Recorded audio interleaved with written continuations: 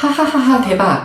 대표님 대박. 부장님 대박. 최고다. 친구한테 공유해야겠다. 정말이요? 안녕하세요. 닥터 전미경입니다. 우리가 누군가 대화를 할 때 좀 힘든 경우가 있죠. 명절이 다가오고 있잖아요. 며느리들이 시어머니랑 얘기할 때 힘들다고 합니다. 시어머니께서 일방적으로 말씀을 하시는데 그 얘기가 관심도 없고 이해도 안 되지만 그냥 예예하고 산다고 합니다. 일방향 대화인 거죠. 비슷한 거로는 회식 때 부장님께서 나 때는 말이야 이러면서 과거 얘기를 하실 때 신입사원들 입장에서는 예의하고 들을 수밖에 없죠. 이렇게 뭔가 갑과 을이 형성되는 사이에서 대화할 때 갑 입장에서 조금 조심하셔야 됩니다. 듣는 을로 하여금 대화가 아닌 감정 노동을 하게 하는 그런 자리일 수 있거든요. 갑과 을이 아니어도 같이 대화하기 싫은 사람 있어요. 자랑질하는 경우가 여기에 해당됩니다. 럭셔리 실버타운에 가면은요, 귀에서 피가 날 정도로 자랑을 들어야 된다고 합니다. 돈 자랑, 자식 자랑 이런 것들이요. 자랑도 좀 종류가 있어요. 본인이 노력해서 이룬 성과에 대해서 자랑하는 것은 저는 듣기 좋더라고요. 예를 들어서 그림을 열심히 배워서 전시회를 한다든가 마라톤 42.195를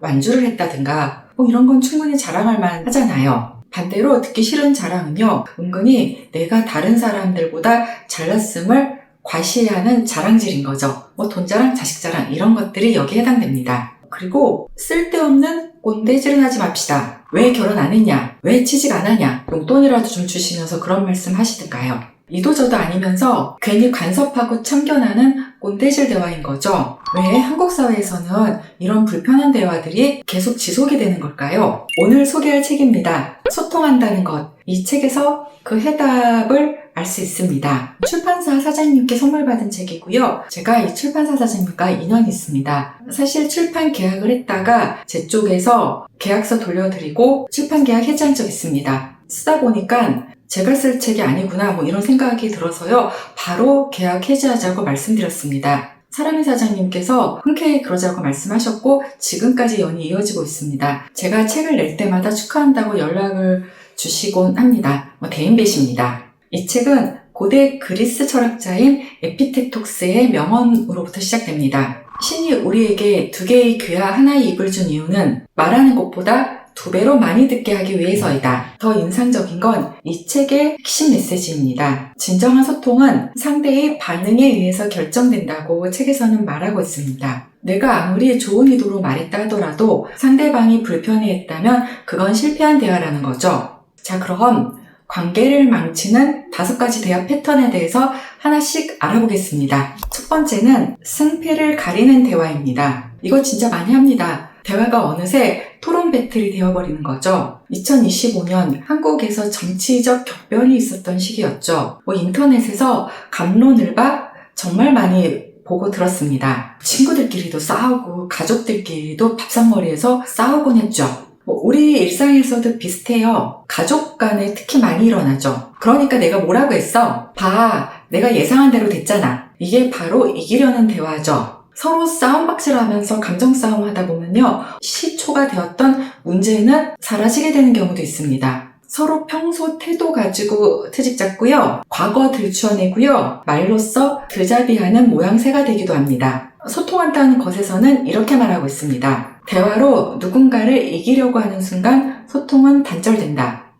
진정한 소통은 내 생각이 맞음을 증명하는 것이 아니라 상대가 왜 그렇게 생각하는지 이해하는 과정에서 시작된다. 이 한 문장만 기억해도 구독자님의 대화 패턴은 달라지실 겁니다. 2번째로 넘어가 보겠습니다. 공감 없는 분석형 대화입니다. 이것도 우리가 자주 하는 실수이기도 합니다. 요새 젊은 친구들이 좋아하는 MBTI로 설명을 한번 해드릴게요. T 성향이 강한 사람들이 하는 실수가 딱 이거거든요. 분석형들이죠. 근데 반드시 모든 T가 그런 건 아니에요. 따뜻한 T도 있습니다. 그리고 저는 따뜻한 T를 아주 좋아합니다. 그리고 사실 MBTI의 T와 F가 제로섬 게임은 아니에요. T력도 강하면서 F력도 강한 사람이 있거든요. 저도 T력은 상당히 강하지만 F력도 없진 않습니다. 그래서 사람은 한 가지 모습만 가지고 있진 않고 어떨 때에는 T력이 발휘가 되고 어떨 때에는 F력이 발휘가 되기도 합니다. 때로는 논리적 분석이 필요할 때도 있고 때로는 공감이 필요할 때도 있다는 거죠. 주로 T들이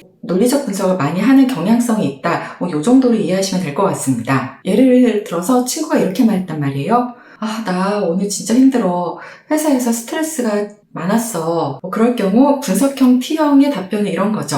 그럼 이직을 한번 준비해보면 어때? 한 3개월 정도 준비하면 이직할 수 있지 않겠나? 논리적으로는 맞는 말이긴 한데 사실 친구가 원한 거는 이런 논리가 아니고 정말 힘들었겠다. 고생이 많다. 이런 공감이었을 가능성이 많죠. 심리학자 테리사 와이즈먼은 공감의 4가지 요소를 얘기했습니다. 첫 번째는 상대의 관점 이해하기입니다. 나라면 어땠을까 생각해보는 거죠. 둘째는 비판을 삼가하는 겁니다. 판단하지 말고 그냥 들어주는 거죠. 세 번째는 상대의 감정을 인식하는 겁니다. 지금 많이 속상하구나 이리 알아차리는 거죠. 네 번째는 그 감정을 전달하고 확인시켜주는 겁니다. 정말 힘들었겠다 이렇게 말해주는 겁니다. 소통한다는 것에서는 이렇게 표현하고 있습니다. 우리는 종종 감정보다 논리를 더 중요하게 생각한다. 하지만 소통의 핵심은 논리가 아니라 감정이다. 공감은 상대의 감정을 인정하고 그 감정에 함께 머무르는 것이다. 때로는 정말 힘들었겠다. 이 한마디가 100가지 해결책보다 훨씬 더 훌륭한 대안이 될 수도 있습니다. 세 번째는 겉으로만 듣는 대화를 삼가하자. 이런 겁니다. 이건 정말 많이 하는 실수예요. 저도 가끔 합니다. 가끔 우리 아들이 훅 치고 들어옵니다. 엄마 좀 전에 내가 뭐라 그랬어? 저 딴짓하면서 들어서 우리 아들 말 잘 안 들었거든요. 그때 아차 싶죠? 아들이 그 순간 딱 캐치한 거예요. 엄마가 내 말을 안 듣고 건성으로 예의하는구나. 이 책에서도요 비슷한 예시가 나와 있더라고요. 아이가 학교에서 있었던 일을 신나게 얘기하고 있는데 부모가 건성으로 응응 하면 아이는 그것을 금방 알아차린다는 거죠. 반면에 스마트폰을 내려놓고 아이의 눈을 들여다보면서 그래서 선생님이 뭐라고 하셨어? 이렇게 물으면 아이는 자신이 정말 존중받는다고 느낀답니다. 저 진짜 반성 많이 했습니다. 우리가 왜 겉으로만 남의 얘기를 들을까요? 크게 2가지 이유가 있죠. 첫 번째 이유로는 여러 일을 하느라 주의가 분산돼서 그래요. 멀티로 일을 하다 보니까 아이의 말도 그 멀티 중에 하나가 되는 거죠.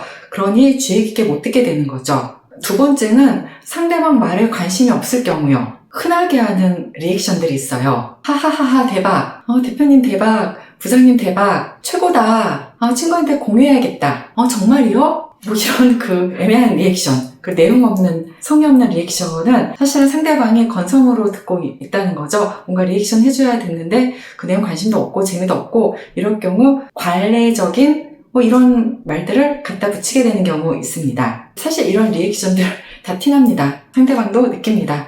내 말에 관심이 없고 대충 듣는구나. 책에서 말하는 것은요.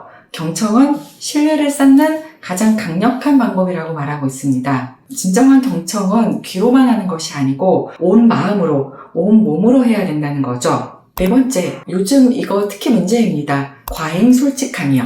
솔직함과 무례함의 차이를 아십니까? MZ세대 분들이 흔히 아는 실수라고 윗세대들이 말하긴 합니다. 기준은 간단합니다. 그 솔직함을 표현할 때 상대방에 대한 예의를 갖추었느냐 안 갖추었느냐 그 차이죠. 예를 한번 들어볼게요. 이 부분은 좀 더 보완하면 좋을 것 같아. 내가 도와줄게. 이거 완전 망했네. 누가 이렇게 하라고 했어? 좀 다르죠? 그 옷보다는 다른 스타일이 좀 더 어울릴 것 같아. 야, 너 그 옷 입으니까 완전 촌스럽다. 진짜 솔직한 사람은 예의를 지키면서도 동시에 진실을 전달하는 사람입니다. 소통한다는 것에서는 샌드위치 기법을 소개하고 있습니다. 부정적인 피드백을 긍정적인 내용 사이에 끼워넣는 방식입니다. 이번에 준비한 프레젠테이션은 구성이 명확해서 좋았어. 다만 몇 가지 데이터는 최신 자료로 업데이트하면 설득력이 더 좋을 것 같아. 전체적인 컨셉은 정말 창의적이야. 긍정, 부정, 긍정으로 샌드위치를 끼워있죠. 불교에서 말하는 정어, 바른말이죠. 이것도 비슷합니다. 진실을 말하되 상대방에게 도움이 되도록 적절한 시점에 존중하는 방식으로 전달하라는 거죠. 책의 표현이 인상적입니다. 말은 칼과 같아서 적절하게 사용하면 문제를 해결하는 도구가 되지만 거칠게 휘두르면 상대방에게 깊은 상처를 남긴다. 요즘에 이 과잉 솔직함이 극단적으로 나타나 문제가 되는 경우는 바로 인터넷상의 댓글입니다. 지금 이 순간에도 유튜브에는 참으로 악플이 많습니다. 익명성이 보장될수록 악플이 늘어납니다. 악플의 최고 수위는 유튜브입니다. 사실 인스타나 스레드 이런 데서 그렇게 악플이 많지 않아요. 저도 제 유튜브 댓글을 통해서 살면서 한 번도 듣지 못한 욕을 다 들어봤습니다. 사람들은 솔직한 비판이라고 생각할 수 있는데 아니에요. 그거는 예의 없는 무례함입니다. 댓글은 누군가에게 상처를 주기도 합니다. 동시에 나의 삶의 품격도 같이 보여주고 있습니다. 마지막 5번째입니다. 호기심이 없는 대화를 지향하자입니다. 제가 가장 좋아하는 부분이에요. 호기심이 없는 대화는요, 타인과 세상에 대한 관심이 없는 대화죠. 호기심 없는 대화를 하는 사람들에게서는요, 나이랑 상관없이 나이듦의 향기가 느껴집니다. 어린아이들 보세요. 개미가 줄지어서 나란히 이동하는 것 보고도 엄청 신기하고 재밌어 하잖아요. 나이가 들면 우리는 무감각해지고 시큰둥해지잖아요. 이게 대화에서도 묻어나온다는 거죠. 72세 남자와 27세 여자의 사랑 이야기를 소개하겠습니다. 피카소가 72살에 27살에 자클린 로크를 만나 사랑에 빠졌죠. 무려 46살 차이란 말이에요. 46살. 자클린이 한 말이 인상 깊습니다. 나는 이 세상에서 가장 아름다운 청년과 결혼했어요. 오히려 늙은 사람은 나였죠. 어떻게 이런 말이 나올 수 있었냐면요. 피카소는 죽을 때까지 새로운 것에 대한 호기심을 잃지 않았습니다. 나이가 들어서도 새로운 화풍을 시도했고요. 새로운 기법을 도입했죠. 작가나 예술가들은요. 항상 호기심이 넘쳐흐르죠. 호기심은 바로 창의성의 원천이기 때문입니다. 이 호기심이 있어야만 우리는 세상을 다채롭게 바라볼 수 있고요. 세상의 좋은 것을 누리고 향유할 수 있게 됩니다. 늙지 않는다는 얘기죠. 호기심은 깨어있는 생동감과 젊음의 다른 이름이라고 저는 생각합니다. 자, 우리가 자주 하는 말들 비교해 볼게요. 넌 항상 그래. 무슨 일 있었어? 그건 틀렸어. 이렇게 다른 관점도 있구나. 이해가 안 돼. 더 설명해 줄래? 어떤 말이 관계를 살릴까요? 후자죠. 소통한다는 것에서는 이렇게 말하고 있습니다. 호기심은 대화의 문을 여는 열쇠고 판단은 그 문을 닫아버린다.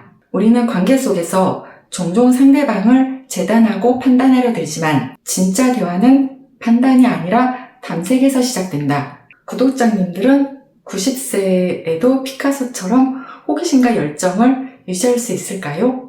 나이가 들수록 호기심을 잃지 맙시다. 그게 바로 젊음의 비결입니다. 자, 지금까지 우리는 이 책에서 말하는 관계를 망치는 5가지 대화 패턴을 살펴봤습니다. 정리하겠습니다. 첫 번째, 승패를 가르는 대화죠. 이기려 하지 말고 이해하려 하세요. 두 번째, 공감 없는 분석형 대화죠. 해결책보다는 공감이 먼저입니다. 세 번째, 겉으로만 듣는 대화죠. 온 마음으로 경청합시다. 네 번째, 과잉 솔직함이죠.